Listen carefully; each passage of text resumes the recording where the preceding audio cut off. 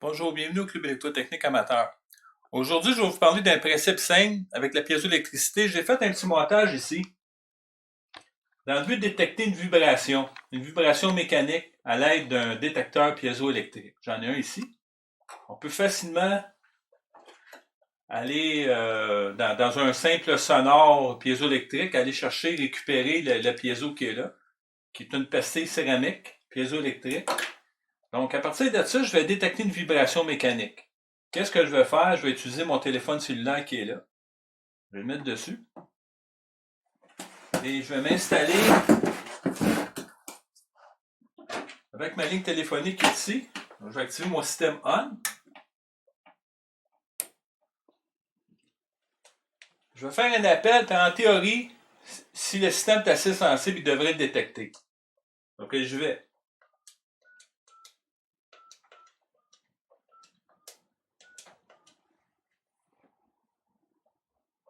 On va voir, ça devrait sonner. Ah, voyez-vous? Il l'a détecté puis il a fait allumer ma lampe. C'est intéressant, juste par la vibration. Donc, on voit que c'est une application qui peut être intéressante pour une commande à distance. Aussi, on se rend compte que ce genre de système-là est très sensible. Regardez bien. Juste en impulsion avec mon doigt, puis il va l'actionner, c'est intéressant. Aussi, je peux aller plus que ça, regardez bien. Juste en soufflant dessus. Donc, ce genre de pastille piézoélectrique-là est très sensible. On peut l'utiliser dans plein d'applications, dans le domaine industriel, commercial, entre autres pour détecter des pressions, des niveaux, des poids. C'est un système qui peut être utilisé facilement.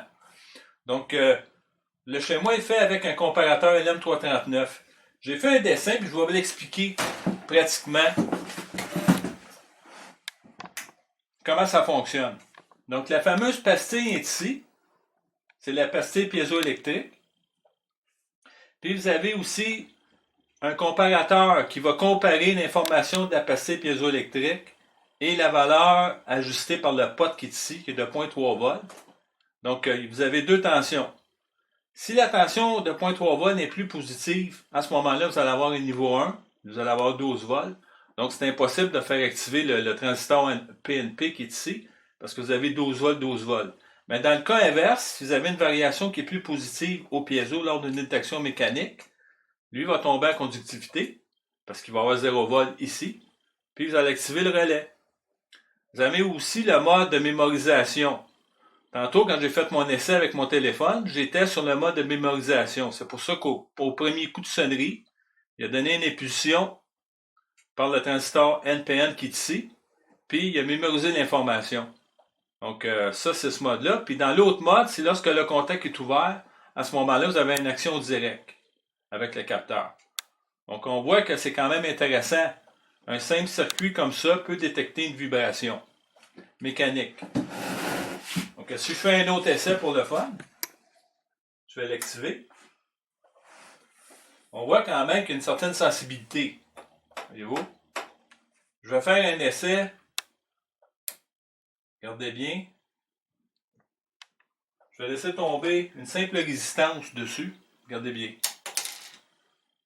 Vraiment pas grand-chose. Le système est activé. Donc, je pense que ça peut être intéressant pour voir des applications.